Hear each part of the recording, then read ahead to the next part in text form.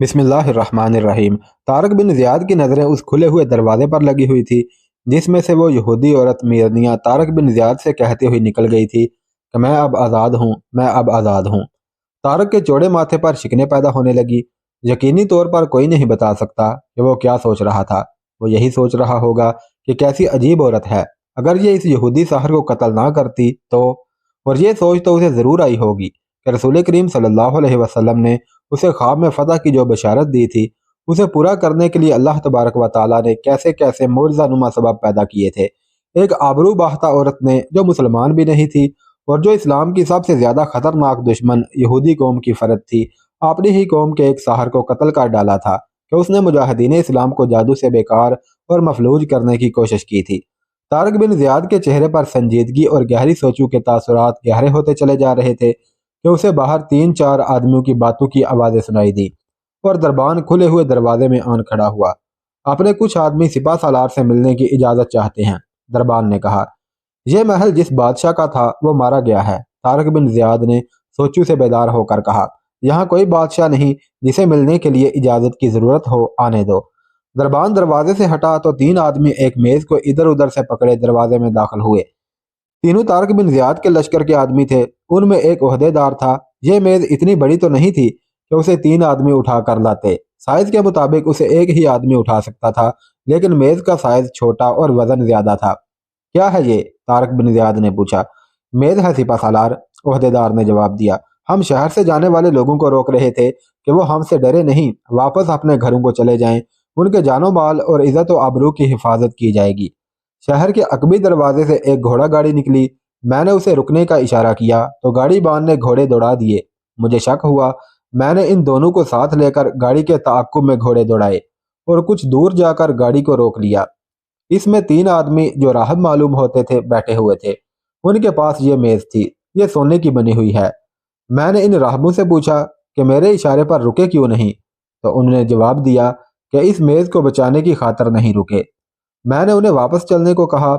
उन्होंने मेरी मिन्नत समाजत शुरू कर दी। कहने लगे कि यह मेज़ मुकद्दस और मुतबर्रक है, इसलिए इसे वो गैर मज़हब के किसी आदमी के हवाले नहीं करना चाहते। मैं उन्हें साथ ले आया हूँ। उन्हें अंदर बुलाओ, तारक बिन ज़ियाद ने कहा। तीनों राहब आ गए। अगर ये मेज़ सोने की है तो बहुत ही कीमती है, तारक बिन ज़ियाद ने कहा। मैं तुम्हारी इज्जत करता हूँ कि तुम मजहबी पेशवा हो, लेकिन ये मेज़ वापस नहीं दूंगा। ये मेज़ मुकम्मल तौर पर सोने की बनी हुई है, एक राहब ने कहा, और इसके इर्द गिर्द और इसके पायों में हीरे, नायाब मोती, नीलम और जमुर्द जुड़े हुए हैं। हम ये मेज़ इसलिए लेकर नहीं भाग रहे थे कि ये कीमती है, बल्कि इसलिए ले जा रहे थे कि ये एक मुकद्दस यादगार है। देखें कि इस पर सोने की बनी हुई एक रहल रखी है जो इसके साथ जुड़ी हुई है। ये मेज़ हमारे कलीसा की मलकियत है और आप शायद यकीन न करें कि ये मेज़ हज़रत सुलेमान अलैहिस्सलाम की है। किसी ज़माने में एक बादशाह टीटस ने यरूशलेम पर हमला किया तो ये मेज़ वहाँ की सबसे बड़ी इबादतगाह से मिली थी। फिर ये मेज़ यहाँ पहुँची और शाह राडरक तक ये रवायत चली आ रही थी कि उंदलस के तहत पर जो नया बादशाह बैठा उसने इसकी खूबसूरती में यूं इजाफा किया कि एक इंतहाई कीमती हीरा इसमें जड़ा। हम आपसे दरख्वास्त करते हैं कि इस मेज़ से हमें महरूम ना करें। ये हज़रत सुलेमान अलैहिस्सलाम की यादगार है। अब उंदलस का तख्तो ताज हमारे कब्ज़े में है, तारक बिन ज़ियाद ने कहा, इसलिए ये मेज़ भी हमारे कब्ज़े में रहेगी। तकरीबन तमाम मुर्रखों ने इस मेज़ का जिक्र किया है कि उसके पाए मेज़ से अलग भी किए जा सकते थे और पलक झपकते मेज़ के साथ लगाए भी जा सकते थे। तारक बिन ज़ियाद ने यह मेज़ उन राहबों को वापस ना की और अपने कब्ज़े में बतौर माले गनीमत रख ली। उस वक़्त तो इस मेज़ की अहमियत यही थी कि बहुत कीमती थी, लेकिन कुछ ही अरसे बाद यह मेज़ मूसा बिन नसीर के लिए ऐसी शर्मिंदगी और मुसीबत का बायस बन गई कि उसे तारीख में एक वाक़या की हैसियत से जगह मिली और यह वाक़या आज भी तारीख में जिंदा है। अमीरुल मोमिनीन के लिए इससे ज़्यादा दिलकश तोहफ़ा और क्या होगा, तारक बिन ज़ियाद ने उन ज़ोमा से कहा जो उनके पास बैठे हुए थे। फिर कहा, मैं ये मेज़ खुद दमिश्क जाकर अमीरुल मोमिनीन को पेश करूंगा। हम सिपा सलार को खबरदार करना अपना फ़र्ज समझते हैं, एक राहिब ने कहा। आज तक किसी बादशाह ने इस मेज़ की मलकियत का दावा नहीं किया। हर बादशाह ने कहा कि यह हज़रत सुलेमान की मेज़ है। सिपा सलार को यह भी याद रखना चाहिए कि हज़रत सुलेमान को जिन्नात का नबी कहा जाता है। इस मेज़ के मुहाफिज जिन्नात हैं, इसलिए ये कलीसा की तहवील में रही है। अगर सिपा सलार ने या किसी और ने इसे अपनी मलकियत समझा तो वो ऐसे जवाल से दो चार होगा जो उसे जिल्लत और रुसवाई में तड़पा तड़पा कर बेकसी और मजबूरी की मौत मारेगा। ये हज़रत सुलेमान की मलकियत ही रहेगी, तारक बिन ज़ियाद ने कहा। ہم مسلمان ہیں اور مسلمان سونے اور ہیروں کو اپنی ملکیت میں نہیں رکھا کرتے۔ تم سب جا سکتے ہو، شہر سے بھاگنے کی ضرورت نہیں۔ اپنے گرجوں میں اور اپنی عبادت گاہوں میں جاؤ، تمہاری اور تمہاری عبادت گاہوں کی بے حرمتی نہیں کی جائے گی۔ اگلی صبح طارق بن زیاد نے محل کے سامنے ایک وسیع میدان میں فجر کی نماز کی امامت کی۔ وہ نماز سے فارغ ہو کر محل کی طرف جا رہا تھا کہ اس کا ایک آدمی آ گیا۔ یہ ایک ذمہ دار حاکم تھا جو ایلچی کے فرائض سر انجام دیتا تھا۔ تاریخ میں اس کا نام ادریس ابو القاسم آیا ہے۔ وہ کہیں دور سے آیا تھا۔ ابن زیاد، اس نے طارق بن زیاد سے پوچھا، کیا تجھے معلوم ہے کہ امیر افریقہ موسیٰ بن نصیر 18,000 نفری کا لشکر لے کر اندلس میں آیا بیٹھا ہوا ہے؟ کب سے؟ طارق نے ایسے لہجے میں پوچھا جس میں حیرت کم اور اشتیاق زیادہ تھا۔ وہ کہاں ہے؟ مجھے توقع تھی کہ وہ میری مدد کے لیے ضرور آئے گا۔ اسے اس ملک میں داخل ہوئے 1 سال ہونے کو ہے۔ ادریس ابو القاسم نے طارق بن زیاد کو بتایا، کئی شہر جنہیں تو نے اپنی سوچ اور سمجھ کے مطابق ابھی نظر انداز کر دیا تھا، وہ اس نے لے لیے ہیں۔ زندہ باد موسیٰ بن نصیر! طارق بن زیاد نے مسرت کے جوش سے نعرہ لگایا۔ اس نے میرا کام مکمل کر دیا۔ میں اسے امیر نہیں اپنا باپ سمجھتا ہوں۔ اور جو شہر تو نے فتح کیے تھے وہ ہاتھ سے نکل رہے تھے۔ ادریس نے کہا، اگر امیر افریقہ کو بر وقت اطلاع نہ مل جاتی تو میدونا سیدونا اور کرمونا میں بغاوت ہو جاتی۔ بغاوت شروع ہو چکی تھی۔ امیر موسیٰ نے بر وقت کارروائی کر کے ان شہروں کو محفوظ کر لیا۔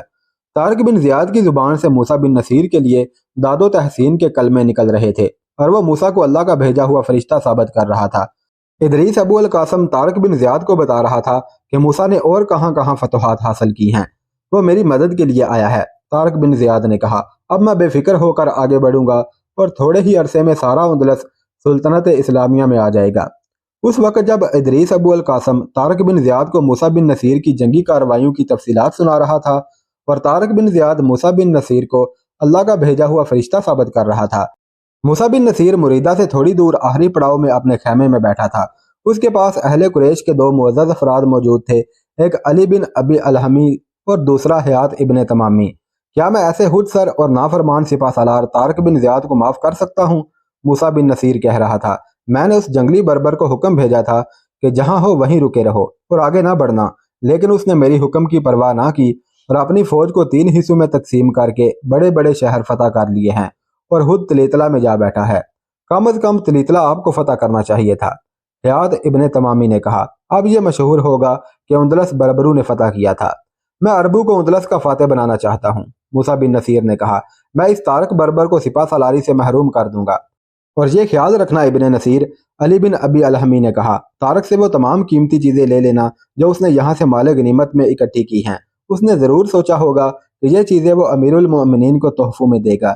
یہ تم خود دمشق لے جانا، اس طارق بربر کو آگے نہ ہونے دینا، ورنہ یہ امیر المؤمنین کی خوشنودی حاصل کر لے گا۔ رسول اکرم صلی اللہ علیہ وسلم کے وصال کو ابھی 80 برس گزرے تھے۔ آپ کے دور کے کچھ لوگ ابھی زندہ تھے، مگر حضور صلی اللہ علیہ وسلم کی تعلیمات دلوں سے محو ہونے لگی تھیں۔ مسلمانوں میں برتری اور کمتری کے پیمانے بدلنے لگے تھے۔ طارق بن زیاد بہت خوش تھا کہ وہ امیر موسیٰ جسے وہ اپنا باپ سمجھتا تھا اس کی مدد کے لیے آ گیا ہے اور موسیٰ اسے آدھا اندلس فتح کرنے پر دل کھول کر خراج تحسین پیش کرے گا۔ موسیٰ بن نصیر کے 2 بیٹے عبداللہ اور مروان پہلے ہی اس کے ساتھ تھے۔ اس کا سب سے بڑا بیٹا عبدالعزیز تھا جسے وہ قائم مقام امیر افریقہ بنا آیا تھا۔ اس نے اندلس میں آ کر دیکھا کہ جس شہر کو فتح کر کے آگے چلے جاتے ہیں وہاں بغاوت کی چنگاری سلگنے لگتی ہے اور سرد کرنے کے لیے پھر وہاں فوج بھیجنی پڑتی ہے۔ اس نے محسوس کیا کہ اپنے تیسرے بیٹے کو بھی اندلس میں بلا لے، اور اس نے اسے بلا لیا۔ اس وقت موسیٰ بن نصیر مریدہ کی طرف پیش قدمی کر رہا تھا۔ اس کے جاسوس پہلے ہی مریدہ شہر میں چلے گئے تھے اور انہوں نے واپس آ کر اس شہر کی تاریخ سنا دی تھی۔ شہر پناہ کے اندر کا پورا نقشہ اور دفاعی انتظامات کی تفصیل سنا دی تھی۔ مریدہ اندلس کا ایک عظیم الشان شہر تھا اور یہ دارالحکومت تلیتلا سے زیادہ خوبصورت تھا۔ اس کی دلکشی کے خالق رومی تھے۔ انہوں نے ایسی پرشکوہ عمارتیں بنائی تھیں جو فن تعمیر کا شاہکار تھیں۔ آج ان کے کھنڈرات بھی اپنی عظمت کے دعوے دار اور حقدار ہیں۔ روم کے شہنشاہ آگزرٹس نے تو اس شہر کی خوبصورتی میں اتنا اضافہ کیا تھا جیسے یہی اس کی زندگی کا مشن تھا۔ خوبصورتی کے لحاظ سے ہی نہیں، رومی بادشاہوں نے دفاع کے لحاظ سے بھی اس شہر کو غیر معمولی طور پر مضبوط بنایا تھا۔ شہر کی صرف دیواریں ہی مضبوط نہیں بنائی تھیں بلکہ فوج کو ایسی ٹریننگ دی تھی کہ کوئی طاقتور حملہ آور بھی شہر کو محاصرے میں نہیں لے سکتا تھا۔ شہر کے ارد گرد ایسی رکاوٹیں بنائی گئی تھیں کہ حملہ آور فوج شہر کے قریب نہیں آ سکتی تھی۔ شہر کی فوج کو یہ ٹریننگ دی گئی تھی کہ شہر کو محاصرے میں لینے والی فوج پر باہر آ کر حملہ کر دیتی اور حملوں کا یہ سلسلہ جاری رکھتی تھی۔ مورخ کوندے لکھتا ہے، کہ वजह मालूम नहीं क्या थी कि रोम के बादशाहों ने ऐलान किया था कि वो मुरीदा को रोम से ज़्यादा खूबसूरत बनाएंगे। वो तो जैसे इस जिद में आ गए थे कि मुरीदा को रोम के मुकाबले में फोकियत देनी है। उस शहर के करीब से दरियाए दावियाना गुजरता था। उस पर जो पुल तामीर किए गए थे उनके सतून दरिया में बनाए गए थे। उस जमाने में दरिया में सतून खड़े करने का तसव्वुर ही नहीं था, लेकिन रोमियों ने यह अजूबा भी कर दिखाया। उस शहर के गिरजे तो बहुत ही खूबसूरत थे और उनमें दौलत भी खूब जमा थी। मुरीदा का बड़ा पादरी यानी बतरीक तरीतला के बतरीक से ज्यादा बड़ी हैसियत रखता था और उसका हुक्म सारे मुल्क पर चलता था, इसलिए उसे बतरीक आजम कहते थे। कभी कभी उसका जुलूस निकला करता था। कमोबेश 1000 अफराद एक ही वर्दी में मलबूस उसके साथ होते थे। वर्दी जर्क बर्क होती थी। तारीख दान लिखते हैं कि यह जुलूस सिर्फ इसलिए निकाला जाता था कि लोगों पर बतरीक आजम की शानो शौकत और अजमत का रोब तारी रहे। लोगों के दिलों पर रोब जमाए रखने की वजह यह थी कि उस शहर के लोग दौलतमंद थे। जितनी दौलत इस शहर में थी उतनी उंदलस के किसी और शहर में नहीं थी। बतरीक आजम उन दौलतमंदों से पैसा बटोरता रहता था। क्या उन लोगों में लड़ने का जज्बा भी है? मूसा बिन नसीर ने अपने जासूसों से पूछा और खुद ही कहा, नहीं होगा। लोगों के पास एक ही चीज होती है, दौलत या जज्बा। दौलत ऐशो इशरत की तरफ ले जाती है। नहीं अमीर मोहतरम, एक जासूस ने कहा, मुरीदा में लोगों के पास दोनों चीजें हैं। मैं ईसाई ताजर बनकर उस शहर में दाखिल हुआ और एक सराय में क्याम किया था। मैं 2 गिरजों में भी गया था। मैंने बहुत से लोगों के साथ यही एक बात की कि मुसलमानों ने सारे मुल्क पर कब्जा कर लिया है, अब क्या होगा? वो तो मुरीदा पर भी कब्जा कर लेंगे। अमीर मोहतरम, मुझे हर आदमी से एक ही जैसा जवाब मिला, जो ये है कि मुरीदा के ईसाइयों में गैरत भी है, जुरत और हिम्मत भी है। ये जो गिरजों और इबादत गाहों में रहने वाले मजहबी लोग हैं, उनकी ढीली ढाली कुबाएं और लंबी दाढ़ियां ना देखो। ये जबरदस्त जंगजू हैं। ये अपने गिरजों की हुर्मत पर अपनी जानें कुर्बान कर देंगे, लेकिन जान देने से पहले हर उस मुसलमान की जान जरूर लेंगे जो उनके सामने आएगा। बाकी लोग भी लड़ेंगे, भागेगा कोई भी नहीं। मुरीदा में मुसलमान उस वक्त दाखिल होंगे जब उस शहर में एक भी ईसाई जिंदा नहीं होगा। मेरे मोहतरम, मैंने खौफो हरास का नामो निशान नहीं देखा। फौज चाको चौबंद है और ये फौज बाहर आकर लड़ेगी। शहर में दौलत बेअंदाज है, लेकिन ऐशो इशरत का किसी को ख्याल नहीं। बतरीक आजम ने लोगों को मुसलमानों के खिलाफ आग बगोला कर रखा है। मूसा बिन नसीर जब उस आखिरी पड़ाव से मुरीदा की तरफ कूच करने लगा तो उसने अपने लश्कर से खिताब किया। उसकी तकरीर बड़ी जोशीली थी, जिसने लश्कर के हौसले और जज्बे में नई रूह फूंक दी। कूच के दौरान मूसा के तीनों बेटे उसके साथ थे। उसने तीनों बेटों की तरफ बारी बारी देखा। मेरे अजीज बेटो, उसने कहा, मेरी बातें गौर से सुनते चलो और मेरी हर बात को वसीयत समझना। मेरी उम्र देखो, मेरा जिस्म जवाब दे गया है। ये रूहानी कुव्वत है जो मुझे यहाँ ले आई है और लड़ा रही है। तुम जानते हो मैंने कितनी लड़ाइयाँ लड़ी हैं। आधी से ज्यादा उम्र मैदान जंग में, कूच और पेशकदमी में गुजरी है। यूं समझो कि मेरी जिस्मानी ताकत तुम तीनों के जिस्मों में मुंतकिल हो गई है। अब तो मैं कूच के दौरान घोड़े की पीठ पर भी मर सकता हूँ और किसी भी वक्त बिस्तर पर भी मेरी मौत वाक़या हो सकती है। ये तुम हो जिन्होंने मुझे दफन करके मेरे नाम को और मेरी रवायात को जिंदा रखना है। मैं तुम्हें एक मुल्क फतह करके दे चला हूँ। यह मेरी जिंदगी की आखिरी जंग है। हो सकता है मैं इसी जंग में मारा जाऊं। मेरे इस विरसे को तुमने संभालना है। अब्दुल अजीज, मैं तुम्हें अभी बता देता हूँ कि उंदलस के पहले अमीर तुम होगे। ये मेरे इख्तियार में है कि मैं किसे अमीर बनाता हूँ। मैं अमीरुल मोमिनीन से मंजूरी ले लूंगा। अजीम वालिद, मूसा के बेटे अब्दुल्ला ने कहा, क्या अमारत का हकदार इब्ने ज़ियाद नहीं? उंदलस की जंगी ताकत को तो उसने तोड़ा है और आज वो तलीतला के महल में बैठा है जो उंदलस का दिल है। जो मैं जानता हूँ वो तुम नहीं जानते बेटा, मूसा बिन नसीर ने कहा, और जो मैं सोच सकता हूँ वो तुम नहीं सोच सकते।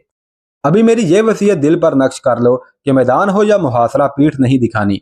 और दूसरी बात ये जहन नशीन कर लो कि इस मुल्क में महल हैं, दौलत इतनी है जैसे सोने और चांदी की नदियां बह रही हों। हुसन और बेहयाई ऐसी जो तुमने कभी देखी ना सुनी हो। तुम जवान हो और जवानी अंधी होती है। अगर तुम भटक गए तो घर के रहोगे ना घाट के।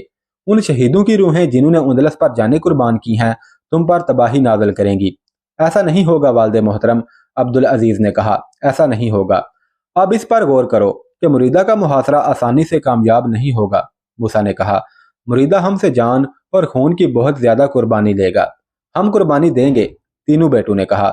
मुरीदा में भी एक महल था जिसमें उंदलस के बादशाह का नुमाइंदा रहता था। नुमाइंदा शाही खानदान का फर्द हुआ करता था। अब वहां जो नुमाइंदा था वो राडरक के करीबी रिश्तेदारों में से था। उसका नाम राजी लियो था اور اس کی عمر 40 سال کے قریب تھی۔ شاہی نمائندہ بھی بادشاہ ہی ہوا کرتا تھا، لیکن راڈرک کے مرنے کے بعد رازیلیو کی بادشاہی برائے نام رہ گئی تھی۔ اس کی وجہ یہ نہیں تھی کہ راڈرک مر گیا تھا، بلکہ اصل وجہ یہ تھی کہ راڈرک کی ایک بیوہ مریدہ میں آ گئی تھی۔ اس کی حیثیت ملکہ کی تھی اور مریدہ بھی راڈرک کے شاہی خاندان کا شہر تھا۔ راڈرک کے مرنے سے ایک سے زیادہ عورتیں بیوہ ہو گئی تھی۔ ان میں ایک یہ جوان سال تھی جس کا نام ایجیلونا تھا۔ اس وقت اس کی عمر 27-28 سال تھی۔ وہ چونکہ شاہی خاندان کی فرد تھی، اس لیے جو علاقے ابھی مسلمانوں کے قبضے میں نہیں آئے تھے ان علاقوں میں ایجیلونا کا حکم چلتا تھا اور شاہی نمائندے اور جرنیل اس کے ماتحت تھے۔ راڈرک جب دریائے گادلیت کے میدان جنگ کو جا رہا تھا تو ایجیلونا مریدہ چلی گئی تھی۔ یوں تو راڈرک نے اپنے حرم میں ایک سے بڑھ کر ایک حسین عورت رکھی ہوئی تھی، لیکن ایجیلونا کے حسن میں کوئی ایسی کشش تھی جو حسین عورتوں میں کم ہی دیکھنے کو آتی تھی۔ راڈرک کے مرنے کے بعد ایجیلونا نے بلکہ اس کے غیر معمولی حسن نے ایسی تاریخی حیثیت حاصل کر لی کہ تقریباً تمام مورخوں نے اس کا ذکر تفصیل سے کیا ہے۔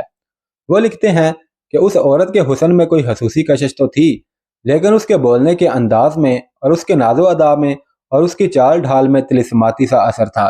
تاریخوں میں آیا ہے کہ وہ زبان سے کم اور آنکھوں سے زیادہ بولتی تھی، اور زیادہ پورا اثر وہ تبسم تھا جو ہر وقت اس کے ہونٹوں پر رہتا تھا۔ بعض مورخوں نے لکھا ہے کہ اس کی ماں یہودن تھی اور بعض نے اس کی ماں کو یونانی عیسائی لکھا ہے۔ بہرحال ایجیلونا کا شمار شاہی خاندان کے افراد میں ہوتا تھا۔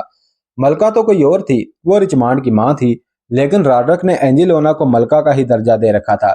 ایجیلونا آنکھ کے اشارے سے اپنی بات منوا لیا کرتی تھی، لیکن کسی کو شک تک نہیں ہونے دیتی تھی کہ وہ عیار اور مکار عورت ہے۔ راڈرک کی موت کی خبر آئی تو مریدہ میں رازیلیو شاہی نمائندہ تھا۔ وہ تلیتلا گیا، وہاں ایجیلونا سے ملا۔ اس نے اس عورت کے ساتھ پہلے ہی بے تکلفی پیدا کر رکھی تھی۔ یہاں تمہیں کوئی چین سے نہیں رہنے دے گا ایجیلونا، رازیلیو نے کہا۔ یہاں تخت نشینی کے لیے درپردہ سازشیں شروع ہو چکی ہیں۔ تخت کا وارث رچمانڈ ہے، وہ ملکہ کا بیٹا ہے، لیکن راڈرک کے دوسری عورتوں سے بھی بیٹے ہیں۔ تم خوش قسمت ہو کہ تمہاری کوئی اولاد نہیں۔ میں نے سنا ہے کہ ملکہ کو شک ہے کہ تم جرنیلوں اور شہری حاکموں کو ساتھ ملا کر اندلس کی ملکہ بن بیٹھو گی۔ میں تمہیں خبردار کرتا ہوں کہ یہاں سے نکل چلو۔ کہاں جاؤں؟ مریدہ، رازیلیو نے جواب دیا۔ میرے ساتھ چلو۔ وہاں کیا ہوگا؟ ایجیلونا نے پوچھا۔ وہاں میری حیثیت کیا ہوگی؟ وہاں تم ملکہ ہوگی، رازیلیو نے جواب دیا۔ میں تمہارے ساتھ ہوں گا۔ اگر تم کوئی اور خواب دیکھ رہی ہو تو وہ دل سے اتار دو۔ اندلس کی بادشاہی کو مسلمانوں نے توڑ پھوڑ دیا ہے، راڈرک مارا گیا ہے، ہماری جنگی طاقت ریزہ ریزہ ہو چکی ہے، مسلمانوں کا رخ تلیتلا کی طرف ہے۔ اب ہم میں جو جہاں ہے وہاں کا بادشاہ ہوگا۔ ہم دونوں شاہی خاندان کے افراد ہیں۔ ہم مریدہ میں اپنی خود مختار حکومت بنائیں گے۔ مریدہ کا دفاع بہت مضبوط ہے، وہاں کی فوج بہت طاقتور ہے۔ آہستہ آہستہ اپنی بادشاہی کو پھیلائیں گے۔ مریدہ ہمارا مذہبی مرکز ہے۔ مریدہ بطریق اعظم کی گدی ہے۔ تم میں یہ خوبی موجود ہے کہ بطریق اعظم کو اپنی مٹھی میں لے سکتی ہو۔ تم کلیسا کو اپنے تابع کر سکتی ہو۔ مت سوچو، کچھ نہ سوچو، میرے ساتھ چلو۔